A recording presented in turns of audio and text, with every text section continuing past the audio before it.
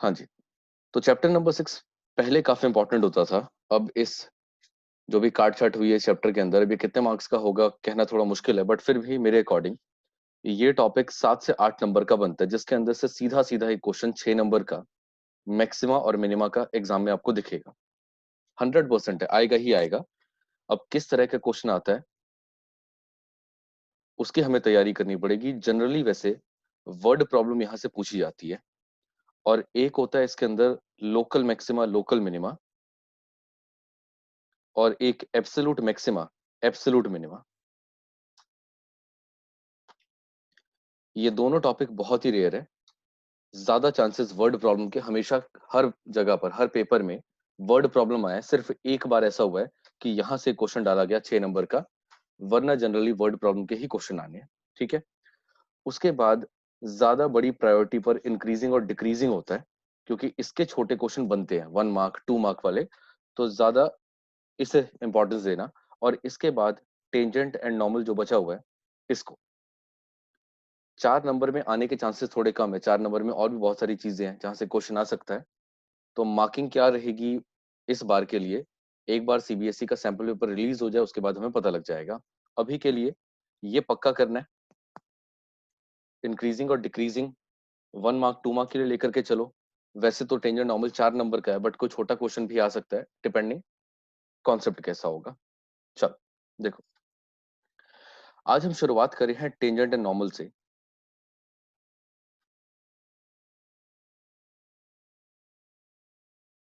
और ज्यादातर चीजें इसके अंदर जुड़ी हुई है स्ट्रेट लाइन, जो हमने 11th क्लास के अंदर चैप्टर पढ़ा था, उस चैप्टर से। ठीक। देखो, पहली बार ये वर्ड टेंजेंट शायद 9th या 10th क्लास में पढ़ा गया था, मतलब हमने सुना था, जिसके अंदर एक ऐसी लाइन जो सर्कल को बस एक जगह बाहर से इंटरसेक्ट करके पास कर जाएगी, इस लाइन को हमने टेंजेंट कहा था। और एक सीकेंट होता था, सीकेंट दो जगह से कट करके पास करता था, ये सीकेंट होता था। तो सीकेंट का कोई काम यहाँ पर अब नहीं है। अब सिर्फ जो रिलेवेंट है वो है यहाँ पर टेंजेंट। अब स्ट्रेट लाइंस का कॉन्सेप्ट रिवाइज करवाना पड़ेगा क्योंकि इससे जुड़ा हुआ है, तो बिल्कुल। हाँ जी। तो आई होप ये बात आपको समझ में आ गई होगी इसके अंदर, कि टेंजेंट एक ऐसी लाइन थी जो सर्कल को एक पॉइंट से इंटरसेक्ट करके पास करती थी। नॉर्मल के बारे में अभी हमें कुछ भी नहीं पता, नॉर्मल का डिस्कशन अभी करना है। और ये नॉर्मल जो स्ट्रेट लाइंस के अंदर नॉर्मल पढ़ाया गया था उससे कंप्लीटली डिफरेंट है, ये अलग है। ठीक है ना। तो जो नॉर्मल हमने स्ट्रेट लाइंस के अंदर पढ़ा था कि ओरिजिन से पास करेगा, लाइन पे परपेंडिकुलर होगा, कुछ प्रॉपर्टी सेम है और बाकी प्रॉपर्टीज यहाँ पर डिफरेंट है। ठीक। अब देखो एक चीज और,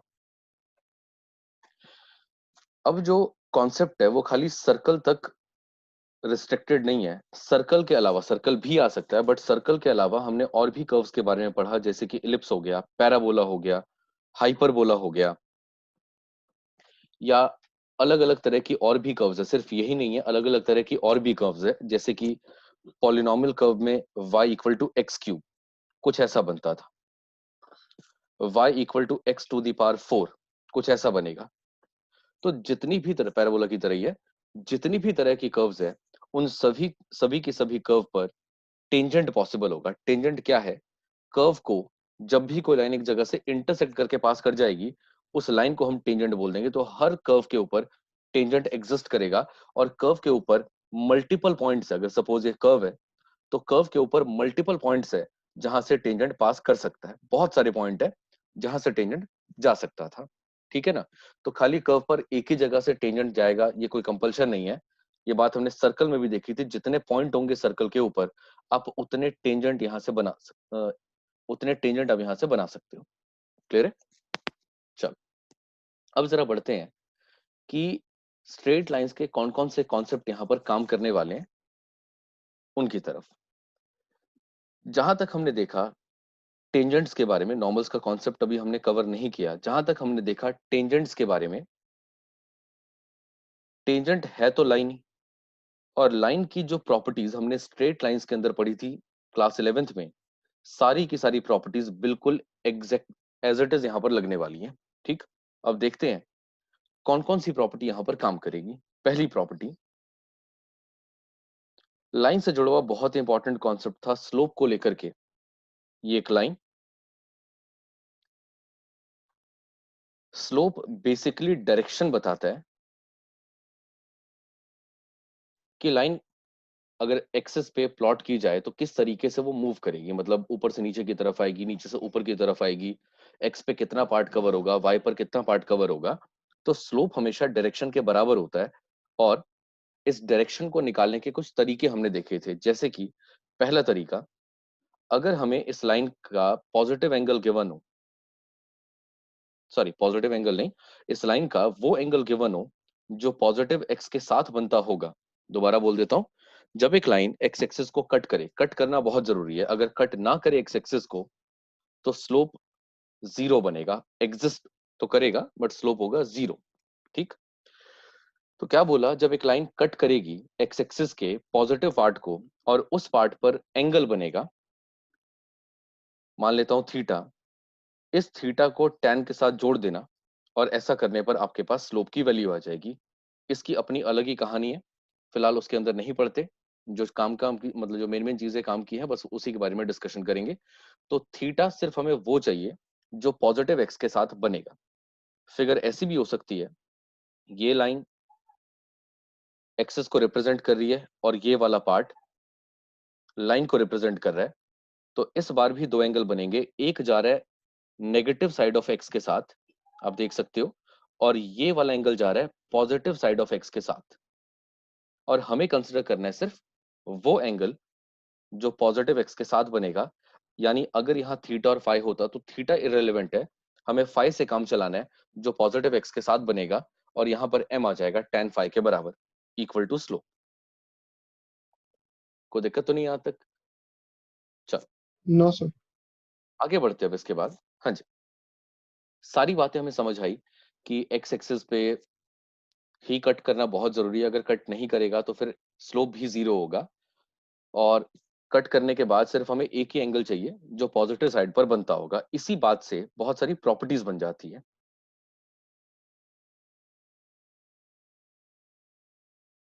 अब ये समझो। हाँ जी, क्योंकि हमें पता है, अभी हमने देखा कि tan के साथ यूज करने के बाद, tan के साथ एंगल यूज करने के बाद आप m यानी स्लोप निकाल पाते हो। और tan का फॉर्मूला होता है परपेंडिकुलर अपॉन में बेस। तो अगर मैं इस लाइन पर परपेंडिकुलर का पार्ट और बेस का पार्ट निकाल लेता हूं तो इसके बेसिस पर भी आप स्लोप को ढूंढ पाओगे। क्या मतलब इसका? सपोज ये वाला पॉइंट आपको गिवन है x1 कॉमा y1, पॉइंट ऐसे आया होगा कि इसके नीचे ये वाला पार्ट x1 है और इसके सामने ये वाला पार्ट y1 है। सिमिलरली ये वाला पॉइंट अगर x2 y2 मार्क किया जाए इस लाइन पर तो इसका मतलब ये रिस्पेक्टिव पार्ट x2 होगा, और बिल्कुल इसके सामने वाले पार्ट की अगर हम बात करें, यहाँ वाले पार्ट की बात करें तो ये y2 होगा। अब लाइन पर अगर दो पॉइंट गिवन है, लाइन के ही पॉइंट है, इसलिए हम ये कह सकते हैं, लाइन के बाहर के पॉइंट होते तो ये कंक्लूजन नहीं निकल सकता था। क्योंकि लाइन के ही पॉइंट है, इसका मतलब ये हुआ कि जितना प्रपोर्शन x1 y1 से शिफ्ट होके आप x2 y2 पर गए तो जितना प्रपोर्शन y में चेंज हुआ होगा बिल्कुल उसके कॉरस्पॉन्डिंग x का चेंज भी आया होगा। मतलब अब मुझे इस पूरे x की वैल्यू को पता करने की कोई जरूरत नहीं है, इस पूरे y की वैल्यू को पता करने की कोई जरूरत नहीं है।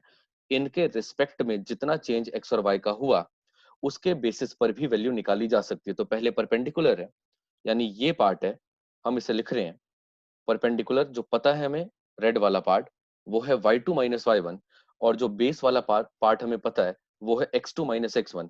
अगर हम ऐसा भी कर देते हैं, सिर्फ वो प्रपोर्शन ले लेते हैं इन पॉइंट के बेसिस पर, तो भी आप आराम से स्लोप निकाल पाओगे। हाँ जी, ये भी सिंपल यहां तक। ओके, चलो आगे बढ़ते हैं अब जरा नेक्स्ट पार्ट पर। ये तो हो गया कि स्लोप कैसे निकाला जाता है, तो दो रास्ते समझ आए, अगर एंगल दे रखा है तो एंगल के बेसिस पर, अगर पॉइंट गिवन है तो पॉइंट के बेसिस पर। ये दो आसान आसान सी बातें हमने की।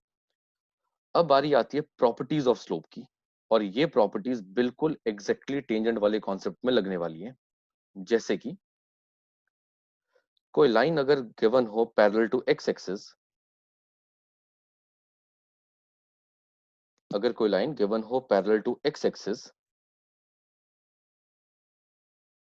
ये जीरो, ये एक्स प्लस, ये एक्स माइनस, तो ये जो गिवन लाइन है it is parallel to x axis, मतलब इसने जब एंगल बनाया होगा पॉजिटिव एक्स के साथ, तो आई होप ये एग्जिस्ट ही नहीं करता।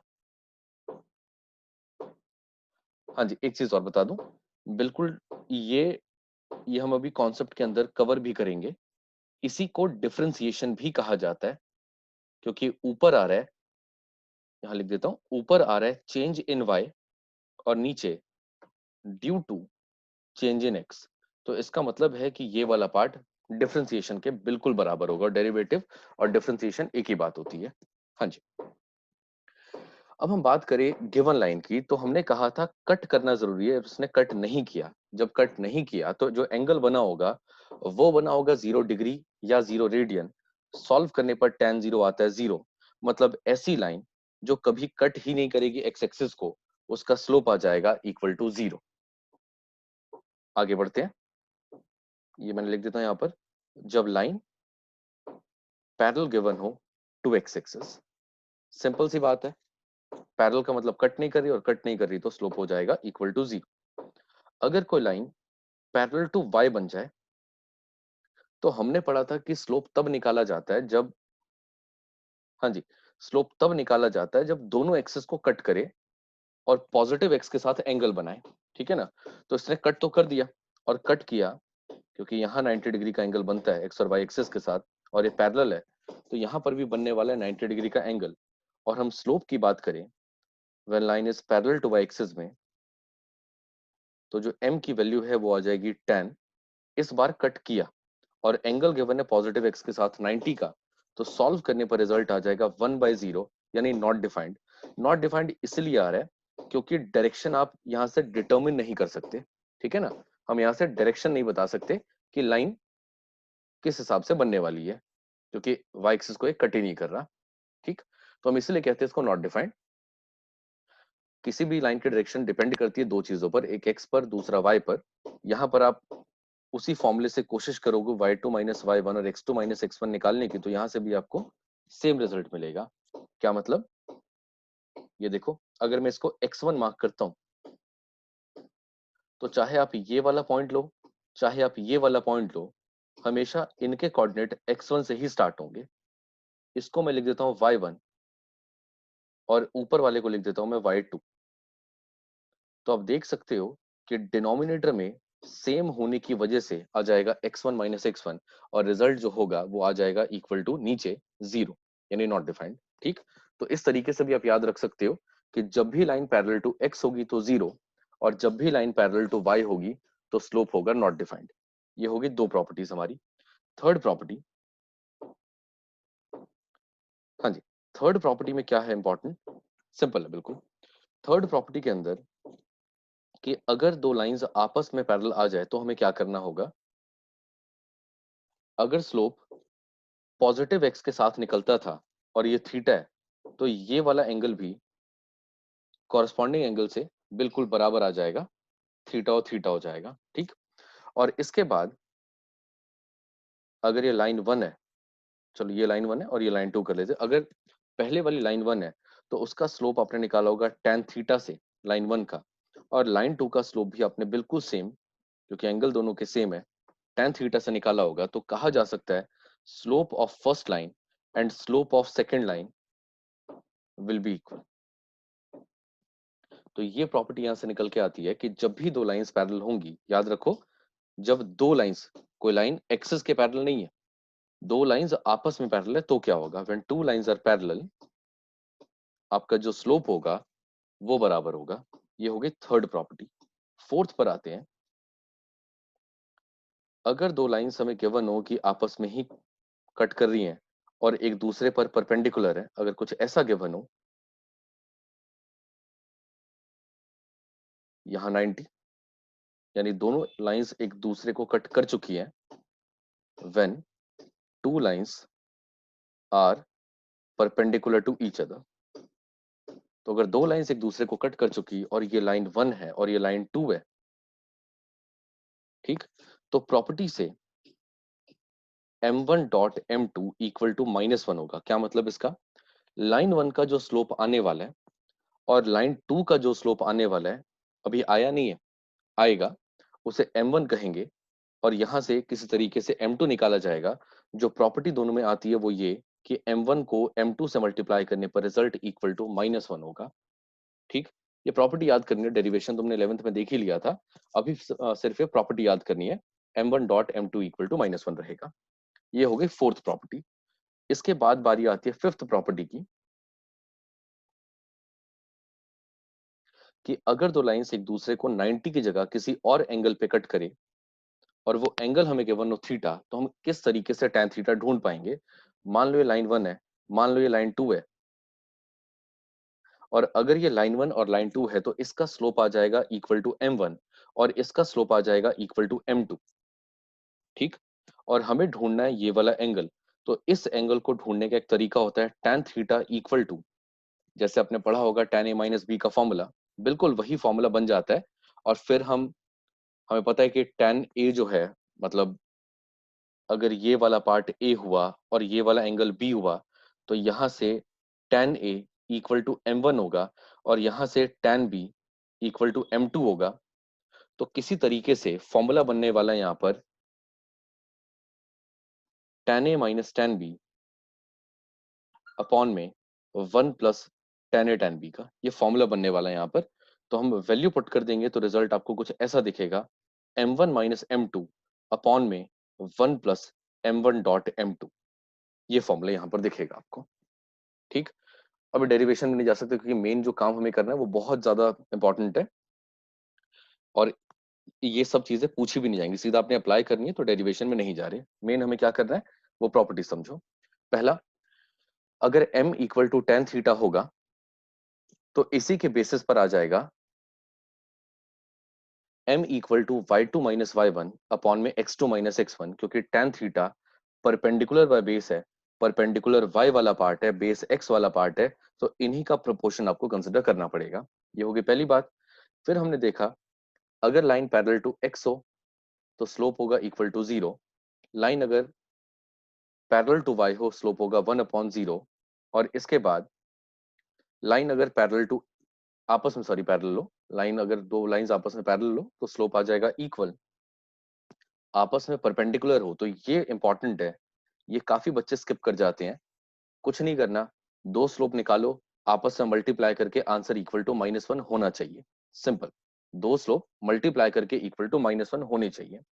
और इसके बाद अगला केस है tan theta equal to m1 minus m2 upon में 1 प्लस m1 m2। ये फॉर्मूला पेपर में अब तक आया नहीं है, बट इसके क्वेश्चंस दूसरी किताबों के अंदर गिवन है, तो ये हमें करना पड़ेगा। ठीक है, एनसीईआरटी के अंदर इसका एक भी क्वेश्चन नहीं गिवन।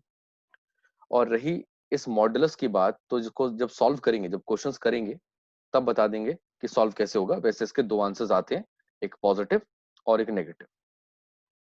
तो ये हो गई सारी की सारी चीजें।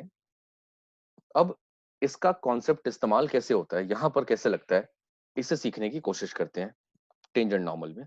देखो, सपोज इस ग्राफ की अगर मैं बात करूं और मैं इस ग्राफ पर एक कर्व आपको देता हूं, ऐसे सिंपल से मैंने एक कर्व बना दी, ऑब्वियसली पूरी नहीं है, सिर्फ एक पार्ट मैंने लिया है, और इस पॉइंट से इस कर्व का एक टेंजेंट ड्रॉ करता हूं।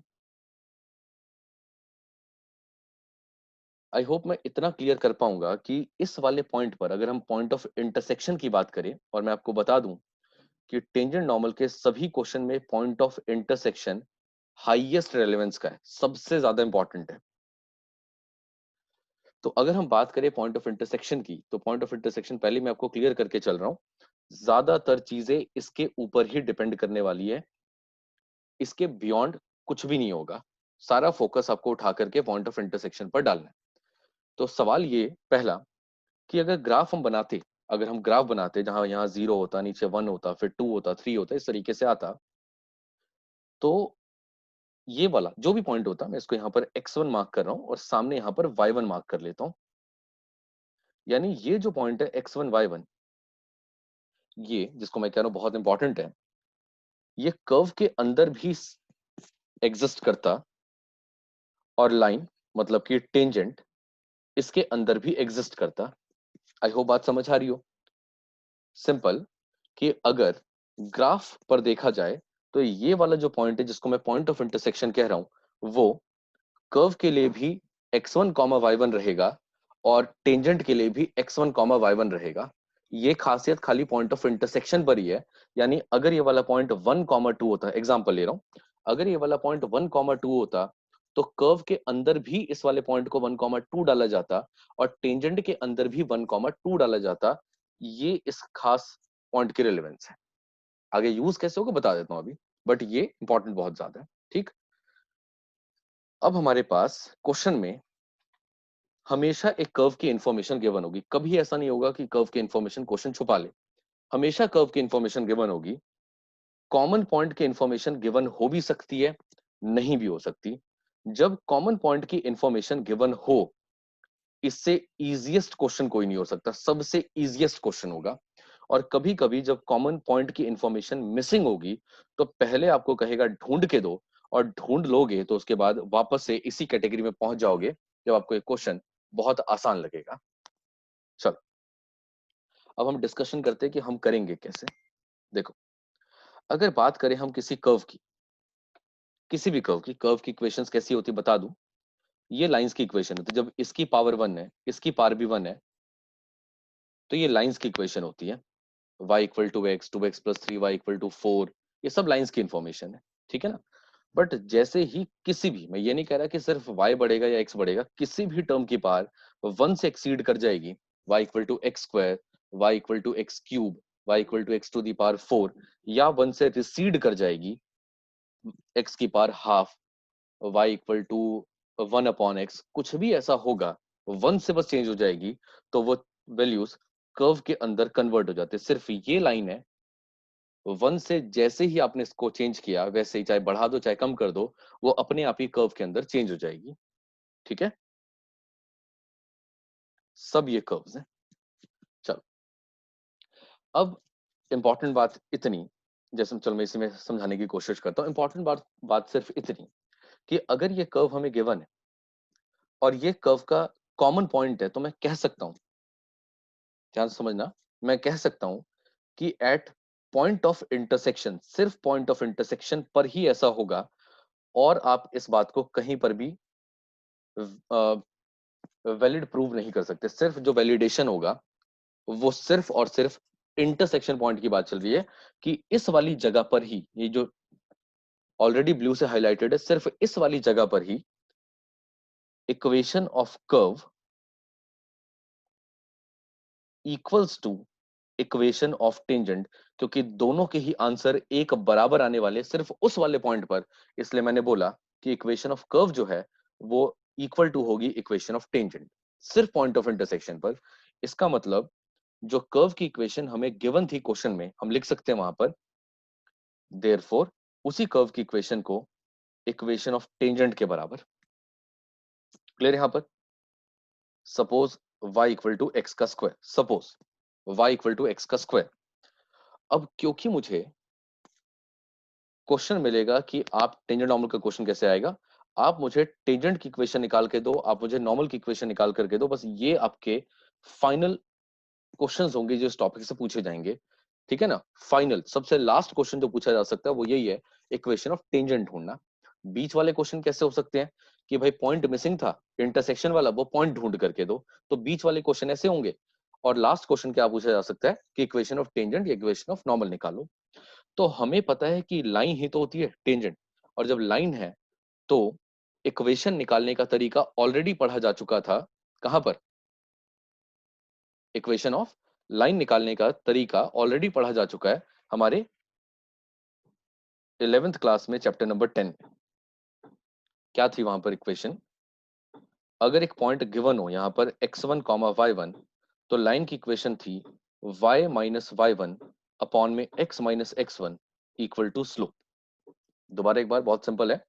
पॉइंट गिवन होना चाहिए, डायरेक्शन गिवन होनी चाहिए, ये दो बातें क्वेश्चन को बतानी चाहिए आपको।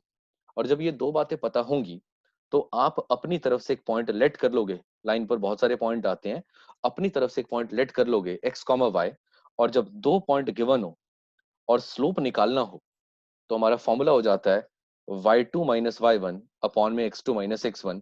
वो y2 और x2 की जगह पर यहाँ पर x और y गिवन है, इसलिए फॉर्मूला कुछ ऐसा नजर आ रहा है आपको। ठीक, तो ये जो स्लोप निकला इन दो पॉइंट से, और जो स्लोप हमें गिवन था क्वेश्चन के अंदर हमने कंपेयर किया और इससे हमारे पास इक्वेशन ऑफ लाइन आ चुकी है। ये हो गया इक्वेशन ऑफ लाइन का कॉन्सेप्ट पूरा, ठीक।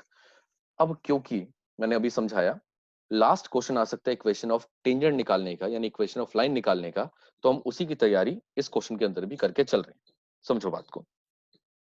तो सबसे पहले मैंने क्या बोला, जब भी कोई कर्व पर कोई टेंजेंट बनेगा तो इस वाले पॉइंट पर, इंटरसेक्शन वाले पॉइंट पर, जो इक्वेशन कर्व की आपको दे रखी है, मान लो कि वो कर्व की इक्वेशन नहीं है, वो है टेंजेंट की इक्वेशन, तो मैंने ऊपर लिख दिया कि भाई ये है इक्वेशन ऑफ टेंजेंट।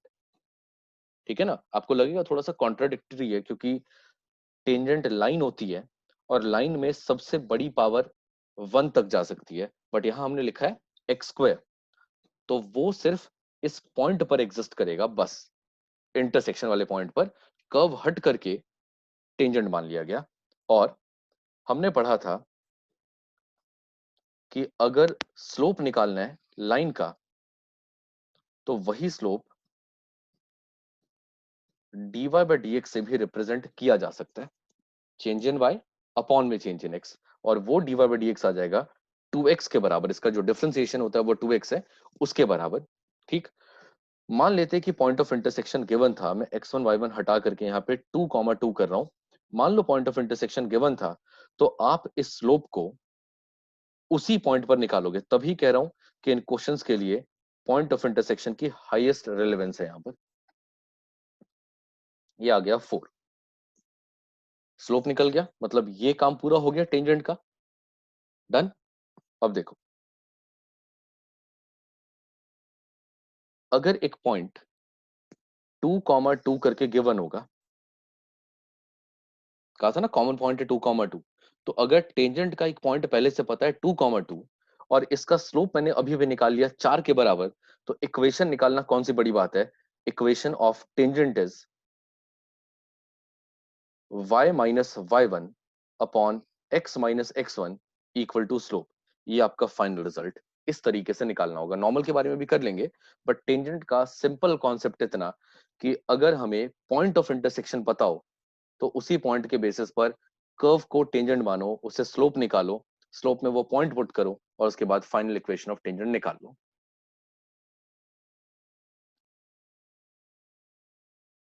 अगर आप इसे उल्टा करके लिखो तो ध्यान बस आपको ये रखना है कि ऊपर 2 माइनस वाई कर दो, नीचे x माइनस 2 कर दो, कोई फर्क नहीं पड़ता, तब भी एक ही बात है।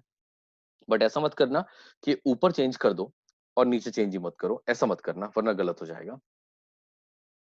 चल, आई होप ये पूरी अच्छे तरीके से क्लियर हो गया होगा कॉन्सेप्ट के साथ कि टेंजेंट का कॉन्सेप्ट यहाँ पर किस तरीके से हमें हैंडल करना है। चलो आगे बढ़ते हैं। अब क्वेश्चन कैसे कैसे आ सकता है कि मतलब मैंने तो एक क्वेश्चन आपको बताया कि इक्वेशन निकालने के लिए आएगा, कभी कभी पॉइंट भी निकालने के लिए आ सकता है, तो वो क्वेश्चन कैसा दिखेगा। एक कर्व हमें गिवन है, ये टेंजेंट हमें दे रखा है, पॉइंट गायब है, पॉइंट के बारे में बताया ही नहीं है, बट आपको ये दे दिया y इक्वल टू सपोज,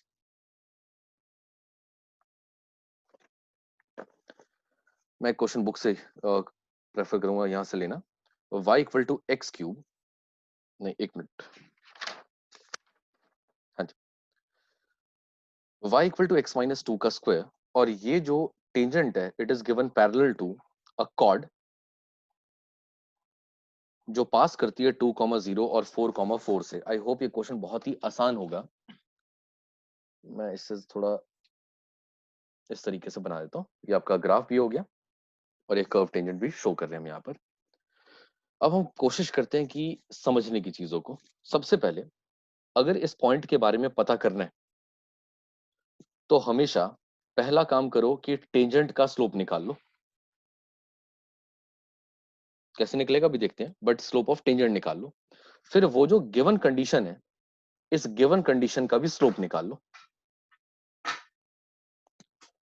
और जैसा कि हमने प्रॉपर्टी के अंदर पढ़ा कि जब भी दो लाइंस आपस में पैरेलल गिवन होंगी तो पैरेलल वाले केस में स्लोप होगा जो टेंजेंट का और जो स्लोप होगा कॉर्ड का, ये दोनों बराबर होंगे, जैसे कि हमने प्रॉपर्टी पढ़ी थी। और इस प्रॉपर्टी को यूज करके आप यहां से अननोन वैल्यू को निकाल लेना, मतलब ये जो पॉइंट ऑफ इंटरसेक्शन होगा ये अपने आप निकल जाएगा। आओ जरा देखें कैसे। सबसे पहले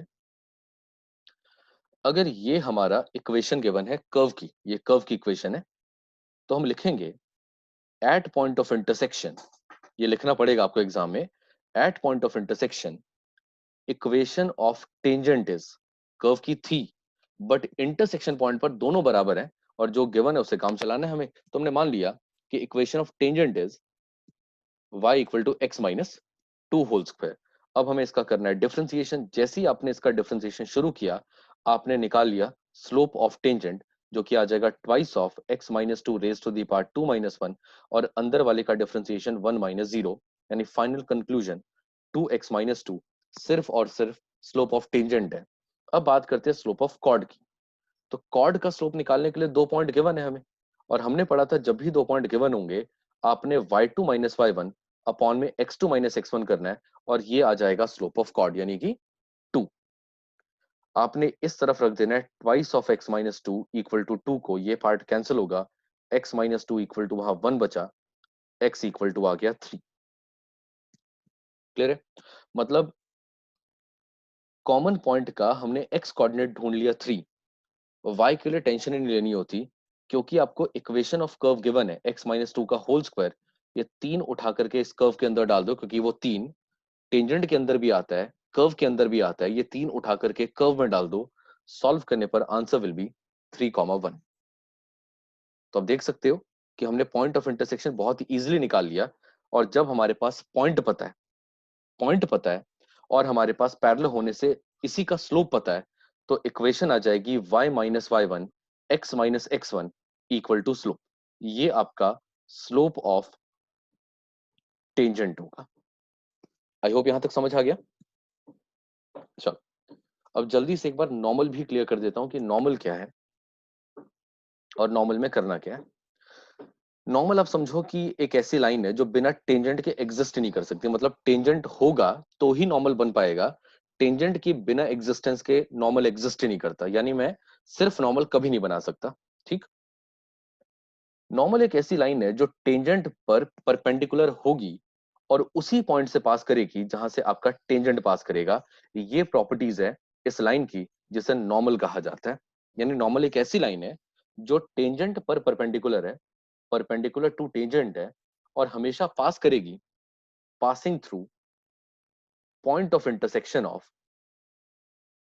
passing through point of intersection of tangent and curve, और कहीं से पास नहीं कर सकता। यहां से पास करने वाली लाइन नॉर्मल नहीं होगी, यहां से पास करने वाली लाइन नॉर्मल नहीं होगी। अगर आपको नॉर्मल ही ढूंढना है तो वो हमेशा पॉइंट ऑफ इंटरसेक्शन से पास करेगा। सिंपल काम। अभी थोड़ी देर के लिए नॉर्मल को भूल जाओ, थोड़ी देर के लिए नॉर्मल को भूल जाना। ठीक, चल हमें कर्व की इक्वेशन गिवन होगी जो मर्जी, शुरुआत करना at point of intersection equation of curve को ही लिख देना टेंजेंट के बराबर, और इसके बाद स्लोप निकाल लेना टेंजेंट का डिफरेंशिएट करके।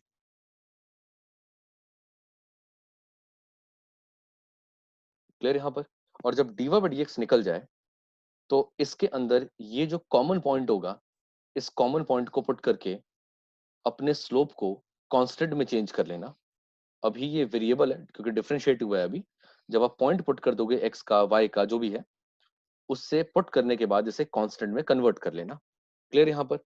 फिर जैसे कि हमने पढ़ा हुआ है प्रॉपर्टी के बारे में कि जब भी दो लाइंस आपस में परपेंडिकुलर हो, यानी टेंजेंट और नॉर्मल जब भी आपस में परपेंडिकुलर हो, तो टेंजेंट और नॉर्मल यानी दो लाइंस को मल्टीप्लाई करके इक्वल टू माइनस वन आएगा। याद करो कहा भी था, बहुत इंपॉर्टेंट है, m1 dot m2 equal to minus one, दोनों के स्लोप मल्टीप्लाई करके माइनस वन होगा।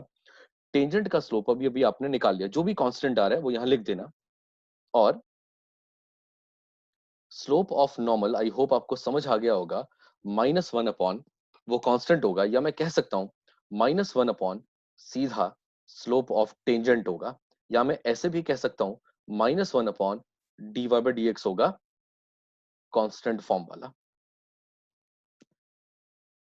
अब ये सब बातें अगर समझ में आती है, मतलब यहाँ पर कि slope of normal equal to क्या है, अगर ये सब बातें आपको समझ आती हैं तो सिंपल जब इक्वेशन ऑफ नॉर्मल की बात करेंगे हम, जब इक्वेशन ऑफ नॉर्मल की बात करेंगे हम, तो रिजल्ट आएगा y minus y one upon x minus x one equal to, अब मुझे नॉर्मल का स्लोप डालना है ना कि टेंजेंट का, बस एक छोटा सा चेंज हमें यही करना है, क्योंकि नॉर्मल भी एक लाइन है और किसी भी लाइन पर आपको एक पॉइंट पता होना चाहिए था, वो पॉइंट हमें कॉमन पॉइंट के फॉर्म में पता था, वो नॉर्मल पर भी फॉल कर रहा है, इसलिए मैंने उसी पॉइंट का इस्तेमाल किया। और रही अब स्लोप की बात, तो ये ऊपर हमने निकाल लिया स्लोप ऑफ नॉर्मल, जो कि बराबर है माइनस वन अपॉन में स्लोप ऑफ टेंजेंट के, यानी d y by d x के। तो सारा कॉन्सेप्ट सेम रहेगा, बस आपने ये वाला फॉर्मूला यूज करना है ताकि आप इसको सॉल्व कर पाओ आगे। आई होप मैं पूरी तरीके से क्लियर हूं यहाँ पर कॉन्सेप्ट वाइज। हाँ जी।